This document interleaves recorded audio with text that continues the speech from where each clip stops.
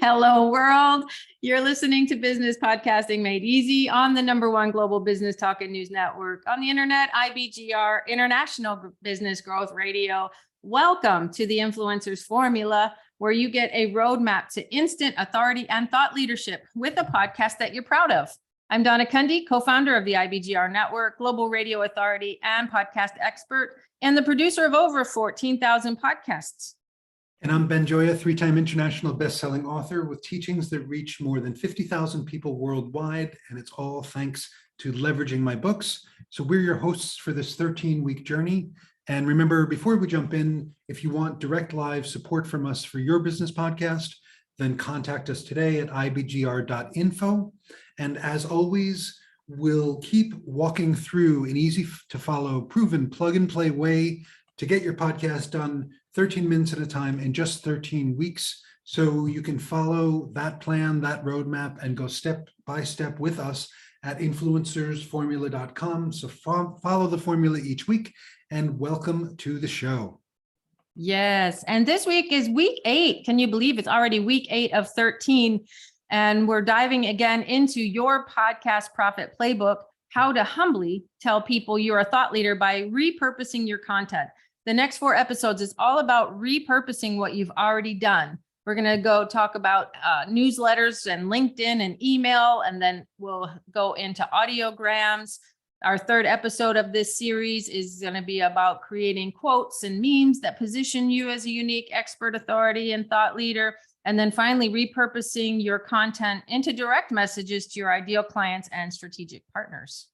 Yeah, I'm so excited for this week, Donna. And yeah, me too. and it makes perfect sense because last week we talked about interviews, right? Getting the right folks on your podcast. We talked about giving value and monetizing your podcast, and we're going to continue to talk about that in the subsequent weeks. We talked about the elevated infomercial. Yes, there is such a thing. So research, development, and choosing lucrative content that makes sense for you, your business, and your goals. And also we talked about last week, partnership monetization strategies, things like ads, affiliates, sponsorships, and how to choose, right? And that leads us to our first episode today, the repurposing LinkedIn and email newsletters. And Lawrence Lessig reminds us there is no art that doesn't reuse, right, Donna? That's a perfect quote. I love that. There's nothing new under the sun, basically, is what they're saying. But you know, Ben, there's a lot of podcasters that I work with at IBGR that think one and done. I've already covered this topic and it recorded, and now they just keep moving on. They just keep getting into creative process, thinking I have to keep creating because there's this idea that content is king. Yes, content is king, but once you've created it, what do you do with it? There's more you can do. Right. Yeah. Leveraged content is kinglier than king. Yeah, exactly. So as we talk about repurposing your content, we want you to become a person worth listening to by not giving it all away in your newsletter. Yeah. There's a strategy here. Absolutely. Absolutely. Yeah. I mean, people need a reason to listen, right? And you might be well, how do I give them a reason to listen if I'm repurposing the content, right? You come from a different angle, right? So again, people need a reason to listen. And if you give them all the information up front, like why would they take the next step? Similarly, most of the time you don't want to ask someone to marry you on the first date, right? Give it a moment. I mean, there are exceptions, of course, but give it a moment, right? And the other part of this, because we're talking about humbly positioning yourself as a thought leader or expert or authority, whatever term you want to use. And the question comes, how do you know, or how does someone else know that you're a thought leader? Answer is very simple. Tell them and keep telling them. Right, Donna? Yeah, exactly. And I love that you say this, giving them a reason to listen, because I learned from you when we were writing this one as well. I was thinking, put your show notes in there. In the newsletter. And no, that was not exactly what we're talking about here. Yes, you're going to use your show notes, but only the hook and the why. There's a reason that those are first. the hook and the why, and then a strong call to action so people listen and engage. You want to do your newsletter, whether it's on LinkedIn. For those of you that don't know, it's still rather new, but LinkedIn lets you do newsletters now. And people can subscribe, and I've subscribed to a few, and I get an email notification when a new one comes out. And so again, a gentle reminder, you've done 52 episodes. That's a year's worth of content. If you send one newsletter a week, you've already done it. But when we're repurposing the content that you've created in all 4 of these episodes that we're talking about today, it's not necessarily just complete copy and paste. Exactly. Because if you think about it, if you're completely copying and pasting your show notes, right, you're giving the answers right there. You're not giving the detailed answers right there, but you're giving the answers right there. And somebody's going to look at that and say to themselves, well, I see the answers right there. Why am I going to invest the time, energy, focus, et cetera, in listening to the podcast? And, the answer might be obvious because there's more in the podcast, but a lot of times people are moving quickly, right? They're thinking of the, 86 other things that they need to do. And then suddenly they feel like, oh, I've gotten a sense of essentially false closure here, right? I don't need to move forward, right? And we don't want you to do that. So if you're joining us for the first time, if you're joining us for the 37th time, whatever the case may be, keep following the formula at influencersformula.com. And when you want direct help from us for your business podcast, just reach out to us at ibgr.info. Once again, that's ibgr.info. Yeah, perfect. As you're talking, Ben, when I'm thinking about post-COVID, there's these new statistics that say people's attention span that was already really short, thank you, social media, has gotten even shorter.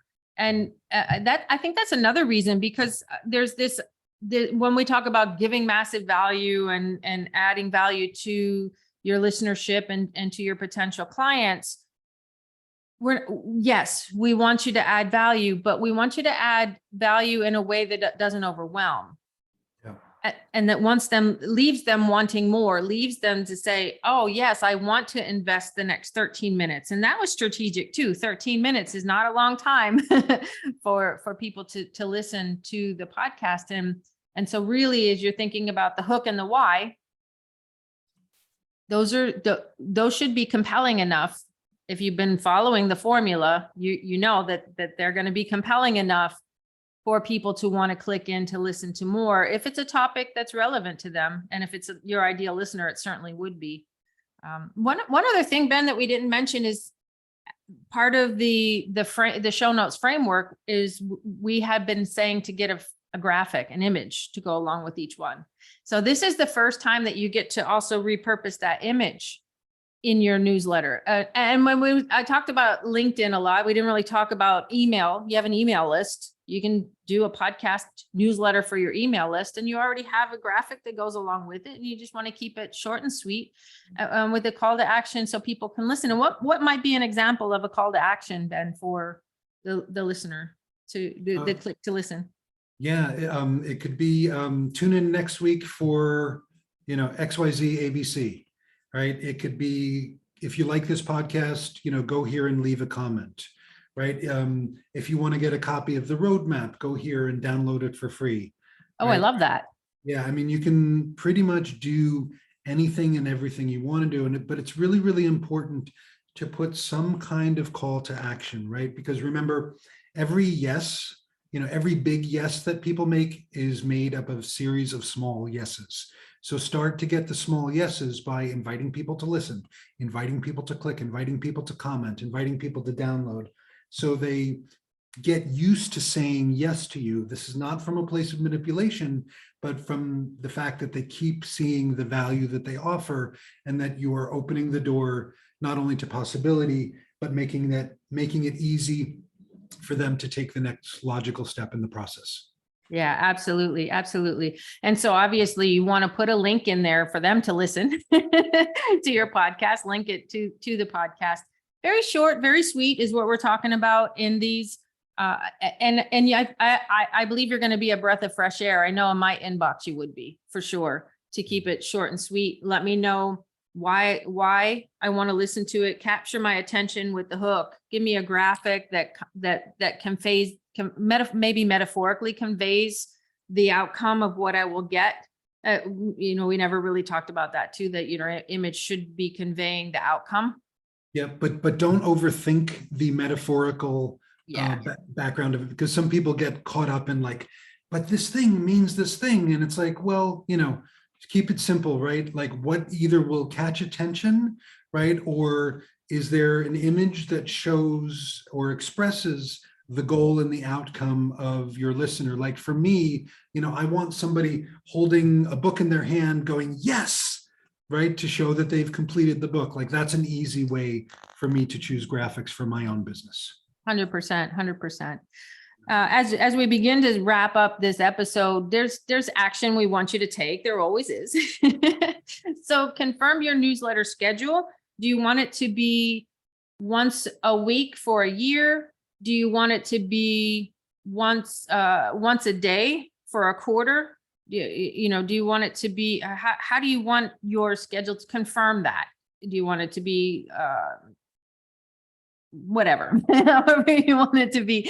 Then use the content, the valuable content that you've already have, and pre-schedule your content for the next week, month, or even year. And imagine having a whole year done. Time blocking. Yes, it'll take you a little bit of time to do this, maybe a couple hours to get it all scheduled, but then you've done it. It's fix it and forget it. And you can start engaging with the people that you want to serve. That's the beauty of the repurposing, I think. Yeah, it really is something. And Donna, you and I, as we've been creating this together, we are well inside the 13-week window because we've been time blocking, leveraging, repurposing as appropriate. And, not only are we getting things done, but everything is so much more coherent in our minds, and we can easily move things around and map things out because it's all right in front of us most of the time. Yeah.